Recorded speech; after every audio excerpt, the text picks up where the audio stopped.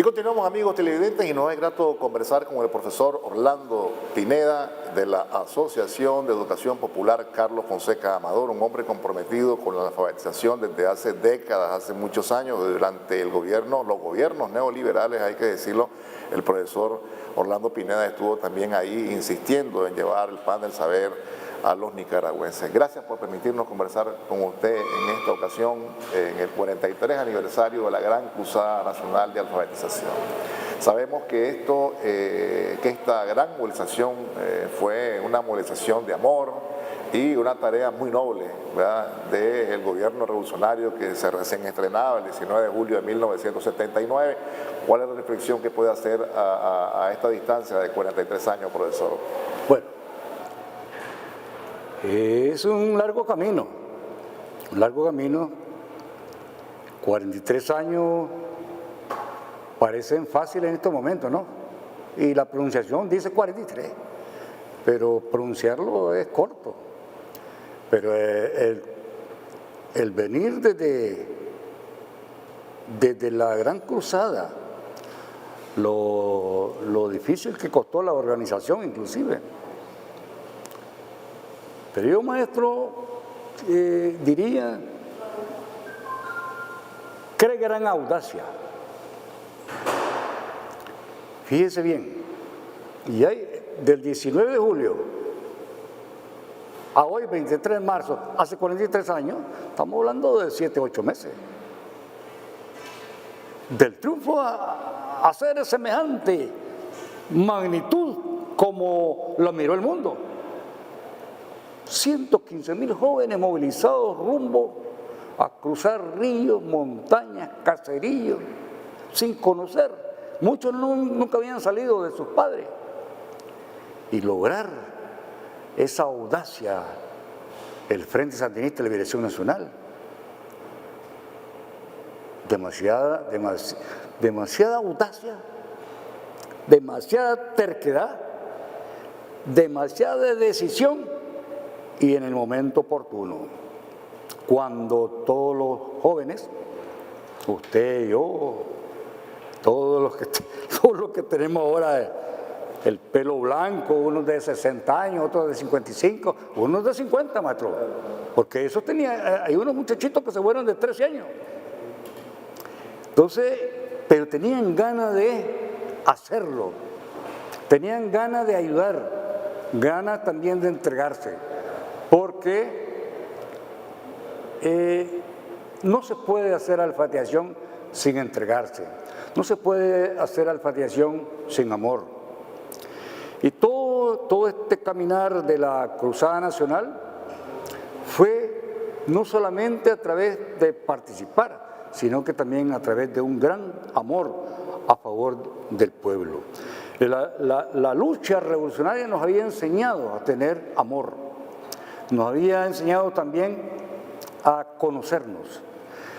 Y cuando digo de conocernos, maestro, la Gran Cruzada Nacional de Alfabetización sirvió para un cambio entre el alfabetizando y el alfabetizado. Fíjese bien que hoy usted va a encontrar médicos alfabetizados en aquel tiempo. Si no se hubiese sido alfabetizado ese hombre, si no hubiese sido alfabetizada esa licenciada de ahora, esa mujer que maneja la computer magníficamente, si no hubiese sido esos 115.000 jóvenes dispuestos a ir a la montaña, no tuviéramos lo que tenemos ahora. Además también que el alfabetizador de aquel tiempo se encontró. Si usted se fija, hoy existe en algunas partes del mundo muchachos que se bachilleran y no saben qué estudiar porque no se han encontrado. Nosotros sí nos encontramos a la orilla de los ríos pensando, esta gente no tiene salud, esta gente no tiene maestros acá. En aquellos tiempos, no me estoy refiriendo a aquellos tiempos que estaba aquello todo solo. Entonces decía el muchacho, tengo que estudiar medicina para poder regresar a esta comunidad y ayudar a toda esta población. Y decía el muchacho, tengo que estudiar magisterio para luego regresar como maestro a esta comunidad que tanto necesita de nosotros. Entonces eso significa que haberse encontrado el joven y haberse encontrado el campesino que hoy produce mejor que antes. Antes 3 matas de yuca, 3 matas de plátano, 2 de quequisque para vivir, 5 gallinas. Ya puso el huevo, entonces ya salió el huevo de 1, 2 o 3 huevos, ya el vivir diario. Ahora no, el campesino está en cooperativas. El campesino piensa más para allá. Ya demanda. Si usted se fija, hay carretera porque dice el campesino, miren, nosotros vamos a sacar café de aquí, queremos una carretera, comandante Daniel. Y ya entonces el comandante y la comunidad de Rosario dicen, no, nos están demandando. Pero si no hubieran aprendido a leer. Por eso la revolución dice que la Cruzada Nacional de Alfabetización sentó las bases fundamentales para lograr un cambio en esta patria. Sentó las bases fundamentales para que hoy podamos decir que la segunda tarea, maestro, es lograr disminuir la pobreza en nuestro país. Esa es la segunda tarea, no de los alfabetizadores, no, es la segunda tarea de los periodistas. Es la segunda tarea de todo del INTA, del MACFOR, del MEFCA, de las universidades. Es la segunda tarea de todo el pueblo, tener las ganas de aprender. Nosotros en este momento, el día 30 de marzo, vamos para un lugar que se llama Titicanú. Voy a ahorrarme, porque seguro usted me iba a hacer alguna pregunta relacionada a los pueblos caribeños. Sí. Vamos para un lugar que se llama Titicanú. En esta comunidad nosotros vamos a inaugurar una escuela técnica campesina con la unidad de la Universidad Agraria, juntos.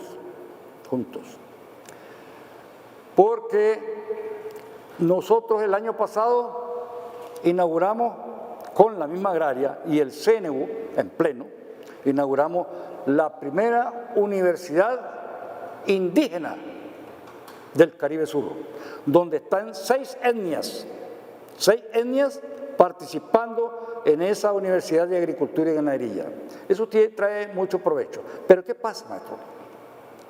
Nos dimos cuenta de que el campesino que tiene 6 o 5 vacas, o una manadita de chancho, o gallina, y que produce yuca y quequisque, él quiere también tener técnicas de producción, técnicas de distancia de siembra, qué abono echarle. Entonces dijimos, este hombre con 2.º grado, o con la batalla del 4.º grado, ¿cuándo llega a bachiller? Y necesitamos levantar la producción lo más pronto posible. Entonces, abramos una escuela técnica campesina para esta gente. Entonces, este 30, vamos para allá con el ingeniero Cedile para lograr abrir esa escuela técnica, para poder que toda esta gente que está en 2.º, 3.º, 4.º, 5.º grado, enseñarles a producir cerdo de raza Duroc y Landrac, que son los más adaptables al Caribe, que a los 6 meses podamos tener 200 libras ahí. ¿Con qué alimentos? Con el alimento, con la yuca que hay ahí, con el quequisque, con la malanga, con el maíz amarillo, que nosotros producimos mucho maíz amarillo bueno allí. Y usted de seguro ha ido a la isla Ramaquí como periodista que es, y ha visto unos almacenes de concha del chacalín, de la ostra. Pues esa concha vamos a triturarla con los molinos que ya tenemos en Titicanú y vamos a sacar polvo de ahí.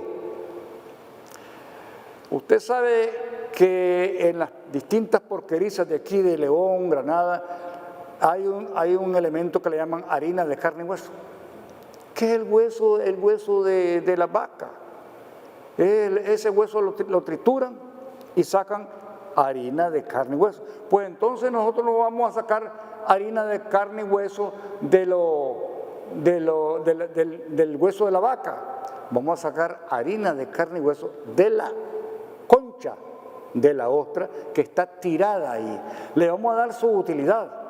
Entonces, dosificadamente que le vamos a enseñar al campesino, dosificadamente que en la mañana tiene que darle tantas libras, según la edad, y en la tarde tantas libras, vamos a lograr que en este año producir cerdos de raza que a los 6 meses tengan 200 libras con esa alimentación propia de ahí. Entonces, usted está pensando bien, dice, entonces maestro, la carne va a ser más barata, claro, porque tenemos los rubros ahí, tenemos la yuca y de ahí estamos ocupándola. Por tanto, entonces maestro, vamos a venderle, si ahorita vale 140 Córdoba, la libre costilla en Bluefield, nosotros la vamos a vender en 90 pesos. ¿Cuánto se está ahorrando? 50 pesos. Y en cada libra 50 pesos. Entonces el habitante de Bluefield va a lograr disminuir la pobreza. ¿Por qué? Porque puede comprar, en vez de comprar 1, 2, 3 libras, va a comprar 5 o 6 o 7. Y entonces disminuimos la pobreza en la ciudad y disminuimos la pobreza en la montaña, porque entonces el campesino va a sembrar más yuca, más que, porque ya tiene conocimiento de en qué va a aplicar, cómo lo va a aplicar. En esta misma clase del 30, además de la inauguración, nos han demandado los campesinos que se van a unir, los que tienen 2, 3, 4, 5 vacas, van a unir toda la leche para que nosotros les enseñemos cómo amarrar el queso. Les explico. Ellos saben hacer queso, hacen un quesito así de 10 libras, 15 libras, pero cuando llegan gente de otros lados, no voy a decir de dónde, entonces agarran el puño y golpean la esquina del queso y se desborona. Entonces le dicen, no, lo que me está vendiendo vos es borona. Por tanto, entonces la libra vale 10 pesos, a 12 cuando más. ¿Por qué? Porque no lo saben amarrar, que quiere decir consolidarlo. Entonces estamos llevando a un compañero de San José de los Remates, amigo de nosotros, para que él le enseñe a los campesinos de allá, este 30 en la tarde, cómo lograr amarrar el queso bien, para que ya no cueste 10, maestro, sino que cueste más 20 o 30, no sea ahorita a cómo lo van a vender ellos. Como puede ver entonces, no estamos hablando de disminuir la pobreza así por así, estamos hablando con hechos concretos. Yo quisiera que usted en su programa de todas las mañanas hable de ese ejemplo que queda en Titicaca, indígena, de pueblos originarios que están haciendo en esa escuela, que están ayudando a nuestro gobierno a disminuir la pobreza, para que en cada municipio de esta patria abonemos a favor de que el mandato del comandante Daniel, de la comunidad de Rosario, el comandante de todo nuestro gobierno, pueda ser más rápido cuando todos los alcaldes nos unamos y abramos una escuela campesina en cada uno de nuestros municipios. Así estaremos hablando de disminuir la pobreza, tanto en el Caribe Norte como en el sur, como también en Matagalpa, Jinotega, diría mi Masaya. Y no quiero decir yo que esta es la última idea, que esto ya en muchos lugares hay campesinos que conocen todo esto. Pero bueno, sabrán todos inseminar una vaca, inseminar un chancho. Entonces, allá en los lugares donde se sabe hacer el queso, donde se sabe trabajar el café, donde se sabe trabajar el cacao, pues entonces hay que montar otros conocimientos, pero todo que vaya encaminado a la disminución de la pobreza. Esa es la celebración que podemos darle nosotros como revolucionarios, como nicaragüenses, al 43 aniversario de la Cruzada Nacional. Eso, maestro, permítame decirle, sí, eso es el agradecimiento que podemos darle a todos los héroes y mártires que cayeron en la cruzada. Ese es el mejor agradecimiento que podemos darle a todos los héroes y mártires que cayeron por nuestra revolución, logrando unirnos con amor, en paz, en armonía, luchando todos juntos los nicaragüenses, los que saben de esto, enseñarles esto, para lograr poder que esta patria se vaya enrumbando hacia una paz que tanto deseamos, hacia una lucha educativa que podamos heredarle a nuestros hijos un camino lleno de cariño, de paz, de armonía, que es lo que desea este pueblo. Nosotros que hemos practicado, y usted lo sabe, nosotros que hemos practicado el terror de la guerra, no queremos más guerra, queremos vivir en paz.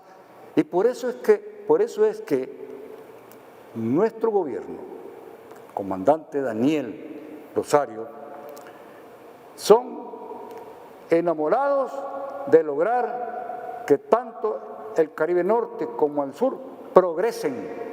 No lo digo ahora, lo digo desde la Gran Cruzada Nacional, porque inmediatamente que regresamos el 23 de agosto, inmediatamente se montó la Cruzada Nacional en Lengua. Entonces no estoy hablando de hoy, estoy hablando de ese caminar largo de un gobierno revolucionario, de un gobierno sandinista que ha venido demostrando el amor hacia la educación. Porque claro,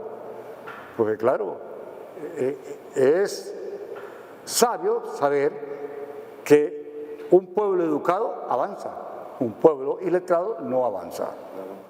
Profesor, a propósito de eso y del hecho de ser un gobierno revolucionario, es con el Frente Sandinista que se desarrolla esta tarea hermosa de la Cruzada de la Alfabetización, que cumple 43 años. El analfabetismo, y usted lo ha mencionado, pues cerca del 60%, se dejó en 12.5%. Y es con este gobierno de reconciliación y unidad nacional que se han logrado de nuevo otros avances y la continuidad educativa y esa educación que usted hablaba en el campo, en la costa caribe, en todos los lugares, las oportunidades, usted decía, le transforma la vida a la gente, ¿no? Claro, claro. Es que los 115.000 jóvenes que estuvimos en las montañas, había de todo, maestro. Habían hijos de empresarios, habían católicos, moravos, de todo, ¿verdad? Pero todo esto era conducido por el Frente Sandinista de Liberación Nacional. Me pongo a pensar que cuando la UNESCO dice que Nicaragua puso en práctica la movilización y participación popular más grande del siglo pasado, pienso que solo se refería a los 115.000 jóvenes cuando miró, porque no creían, oye, cuando miró que se fueron todo ese mar de jóvenes hacia las montañas, empezaron a creer. Pero yo hasta creo, maestro, que todavía dijeron, se pueden regresar. No. Pero cuando nos miraron que veníamos en aquellos camiones gritando de alegría y de felicidad porque habíamos encontrado la felicidad, porque el darse a la humanidad es la felicidad. Entonces, de seguro entonces dijeron, en verdad, este pueblo de Nicaragua hizo la hazaña más grande puesta en práctica en el mundo. Por tanto, lo vamos a bautizar como la movilización y participación más grande del siglo. Eso fue conducido por el Frente Sandinista. Pero es una equivocación que que la UNESCO haya dicho que era la movilización solo porque los jóvenes se habían movilizado. No.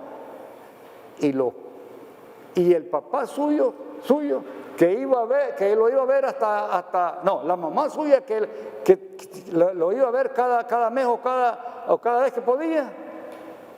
¿Cuántas mamás, así como la de usted que iba, porque usted fue brigadista, así como la mamá suya fue a la montaña, cuántas mamás iban? 115,000. Y los papás que ellos iban cargando el pinolillo y las galletas, y ahí los pobres papás, jóvenes o viejos, que tal vez nunca habían estado cruzando un río, peor el río Coco, ahí iban. ¿Cuántos papás son? ¿Cuántos Juanes? ¿Cuántos papás? Los apoyos logísticos también que se... Espérate. Y las Marías que le enseñaron a las muchachitas de aquí a echar tortillas, ¿cuántas Marías había? Y los Choncruz y los Sebastianes y los Pedros que le enseñaron a afilar al machete a ustedes, ¿cuántos eran? Entonces no éramos 115,000. Y los conductores que llevaron el arroz, los frijoles, el maíz hacia las montañas, y los pangueros en bote, que acá antes no había motores, era puro bote. ¿Cuántos 115,000 eran? Entonces no eran 115,000, era un pueblo entero, maestro. Era un pueblo entero haciendo una revolución dirigido por el Frente Sandinista de Liberación Nacional, que eso ganó, que el mundo entero se enamorara de esta patria. Y entonces, acuérdense que después venían en Aeroflot, venían en Lufthansa, alemanes, rusos, canadienses, gringos del pueblo, aprender de toda esta juventud que se había entregado por completo a una tarea que era de este pueblo. Entonces, y desde allí, 43 años, el Frente siempre ha marcado el camino que tenemos que hacer en educación, que tenemos que hacer en salud. Hay que aprender de la salud de este país, porque imagínense, todas las noches las camionetas fumigando para que no haya dengue. Eso se llama, la vacunación es masiva. A nosotros no se nos murió del COVID tanta gente como en otros países, porque tenemos un sistema de salud dirigido por el Frente Sandinista. Y podríamos ir hablando más de esas carreteras de acá a Bluefield. Preciosidad. El puente. Hombre, aquí pasaríamos toda la mañana hablando de logros, maestro. Pero es que solo en una revolución, solo un gobierno que está enamorado de su pueblo, prepara y sueña y no duerme para pensar a favor qué puede hacer para el pueblo. Eso solo lo encuentra en las revoluciones. Fíjense bien que a nosotros no se nos ha subido al analfabetismo. Estuve leyendo antes era amante de seguir las estadísticas, pero después me aburrí. Porque antes vivía peleando, como alfabetizadora, vivía peleando para que el mundo entero hiciera lo de Nicaragua. Pero después me aburrí porque, imagínense, el año pasado miré en unos datos estadísticos 771 millones de iletrados en el mundo, de los 7,000 millones que somos. Exagerado, maestro. Pero espérese. Atrás de eso, niñas de 11 a 14 años, 617 millones. Si usted suma la primera cifra que le di y la segunda, estamos catastróficamente en esta tierra en un peligro gravísimo. Pero hay un peligro más grande que lo he venido, casi lo toqué ahí, pero era muy tarde ya, porque eran las 12 del día, momento en que el astro rey está verticalmente alumbrándonos nuestra mollera. Entonces dije yo mejor, pero toqué creo el tema en que estamos llegando a 244 millones de niños que no están en escuela. Eso no pasa en Nicaragua, porque estamos viviendo una revolución. Somos un pueblo revolucionario. ¿Qué pasa? que en otros países poco importa si los niños van a la escuela o no. Aquí no. Aquí los padres de familia son enamorados de que sus hijos vayan a la escuela, que sean bachilleres por lo menos, o que sean licenciados. Todos padres, usted y yo, ansiamos, soñamos que nuestros hijos sean doctores o ingenieros, lo que sea. Pero hay padres, y tenemos maestros, ¿verdad? Tenemos maestros que ya no son los 8.500 que tenía Somoza, sino que ahora pasamos de 50.000. Entonces, hay maestros que abren su matrícula y si el niño no va, el maestro va a buscar a ese niño. Y eso es un mandato de la compañera Rosario, hace 5 años. Entonces nosotros como nicaragüenses tenemos las aulas con 30, 40, 50 niños. Usted va a encontrar en otros países aulas de primer grado con 10, con 5. Eso no sucede en Nicaragua, porque aquí hay una gran preocupación por la educación para lograr siempre mantenernos con los niveles mínimos de analfabetismo. No se puede, maestro, el 0%, no se puede, pero sí el 1%, sí abajo del 5% es permitido en todas partes del mundo. Usted hablaba de Nicaragua, un ejemplo, sí, lo ha sido y lo es. Y usted ahora que lo mencionaba, pues hablaba de lo que ocurría en Nicaragua, es decir, pues hay siempre una preocupación por el tema educativo, las rutas educativas, las opciones. El que no estudia ahora es porque no quiere, pues, ¿verdad?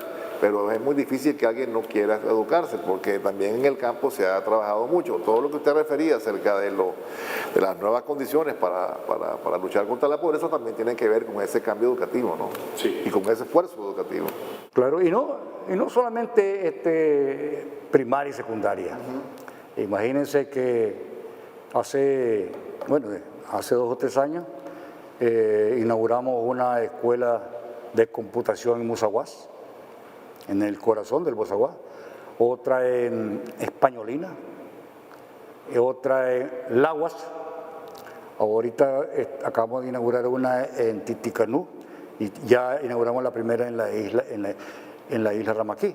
Entonces, no estamos solamente preocupados de primaria, secundaria, no, estamos preocupados también por las nuevas tecnologías. En el futuro,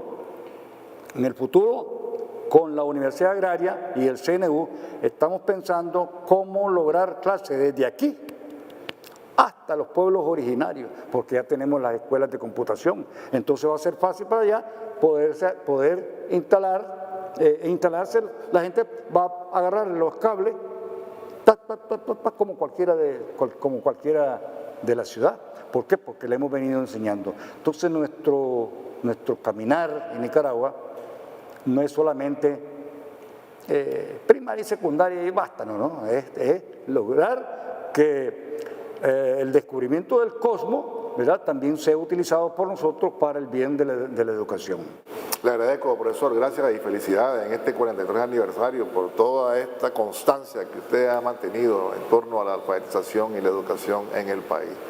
Y bueno, hablamos de los momentos difíciles, pero hubo situaciones difíciles en las que ahí se batalló, ¿no?, al lado del Frente Sandinista usted. Qué felicidad. En agosto, hoy, dentro de un ratito, vamos a celebrar que el comandante Tomás Borges estaba ahí juramentando, pero dentro de 6 meses tenemos que hablar en el Canal 4, un canal de mucho prestigio, usted que sabe conducir bien las preguntas, porque